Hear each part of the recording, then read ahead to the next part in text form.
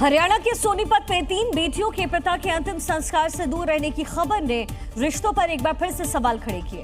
अब इटावा से आई ऐसी एक और तस्वीर ने उस सवाल को और गहरा कर दिया। कराना पड़ेगा। उत्तर प्रदेश के इटावा से मानवता को झकझोर देने वाली एक दर्दनाक खबर सामने आई।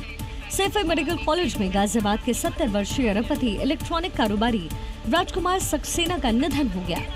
कभी करोड़ों के मालिक रहे राजकुमार ने अपने जीवन के आखिरी दिन आर्थिक तंगी और वृद्धाश्रम में काटे। कभी करोड़ों के कारोबार के मालिक रहे राजकुमार तकरीबन 1 महीने से सैफई मेडिकल कॉलेज में भर्ती थे। 12 अगस्त को मौत हुई, लेकिन पत्नी, 3 बेटे और बेटी में से कोई अंतिम संस्कार के लिए नहीं पहुंचा। परिवार ने बरसों पहले संबंध खत्म होने की बात कही और 72 घंटे तक शव मोर्चरी में पड़ा रहा, जिसके बाद एक स्थानीय एनजीओ और पुलिस ने हिंदू रीति रिवाज से उनका अंतिम संस्कार किया। एक तरफ सोनीपत में बेटियों ने वक्त की कमी के चलते वीडियो कॉल से पिता को अंतिम विदाई दी, वहीं दूसरी तरफ इटावा में अपनों ने पहचान तक से किनारा कर लिया। सवाल यही, क्या रिश्ते अब सिर्फ संपत्ति तक रह गए हैं? वही इस वक्त की बड़ी खबर आपको बता दें, एयर इंडिया से जुड़ी हुई बड़ी जानकारी है। 2 और पायलट डोप टेस्ट में फेल हुए हैं। दोनों को फिलहाल ड्यूटी से हटा दिया गया है। तकरीबन 400 पायलटों की जांच की गई। 13 अगस्त को टेस्ट हुआ, अब कंफर्मेटरी टेस्ट का इंतजार किया जा रहा है। एयर इंडिया में जो विमान हादसा होते होते बचा, उसके बाद से जो टेस्टिंग है पायलटों की वो की जा रही है।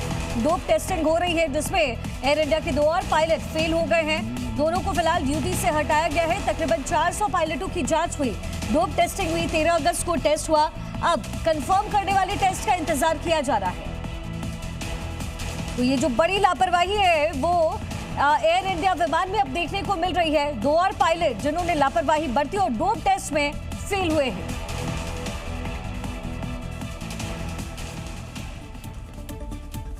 अलीगढ़ में कलयुगी बेटे ने रिश्तों की मर्यादा तार-तार की। पैसे को लेकर के हुए विवाद में रिटायर्ड सब इंस्पेक्टर पिता को बंधक बनाया और उनके साथ मारपीट की। इतना ही नहीं, पिता की लाइसेंसी रिवॉल्वर से फायरिंग कर पुलिस को भी चुनौती दी है। मामला सिविल लाइन थाना इलाके के विष्णुपुरी का है। आरोप है अभिषेक नाम का युवक पिता से पैसे मांग रहा था।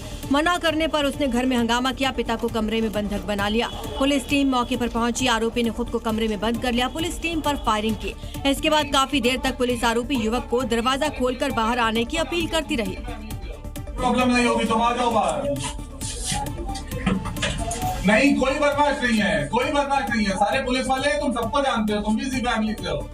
कड़ी मशक्कत के बाद पुलिस खिड़की के रास्ते कमरे में पहुंचे, आरोपी को हिरासत में लिया। रिवॉल्वर कब्जे में ले ली गई। आरोपी अभिषेक नशे का आदी है। उसने गुस्से में आकर पिता की लाइसेंसी रिवॉल्वर से ताबड़तोड़ कई राउंड फायरिंग की। अभिषेक नाम है, बीटेक कर चुका है गलगोटिया से और नशा करता है, ये नशे का आदी है। फिलहाल पुलिस पूरे मामले की जाँच कर रही है। दिल्ली मेट्रो में महिलाओं की सुरक्षा को लेकर के एक बार फिर से सवाल खड़े हुए।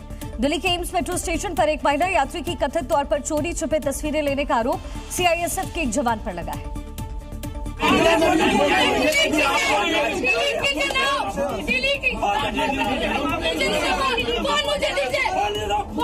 वायरल वीडियो में महिला और दूसरे यात्री जवान से मोबाइल फोन दिखाने की मांग कर रहे हैं। दावा है फोन की गैलरी में महिला की तस्वीरें मिली। इसके बाद तस्वीरें डिलीट करने को लेकर विवाद बढ़ गया।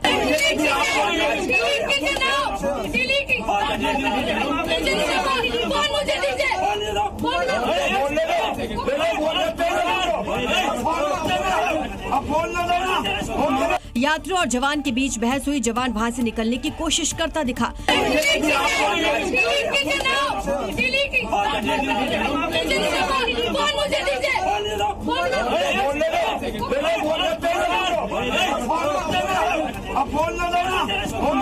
मामला सामने आने के बाद सीआईएसएफ ने आरोपी जवान को निलंबित कर दिया। विभागीय जांच शुरू कर दी है। सवाल यही है, अगर मेट्रो जैसी जगह पर सुरक्षा देने वाला सवालों के घेरे में आ गया तो महिला यात्री खुद को सुरक्षित महसूस कैसे करेंगी?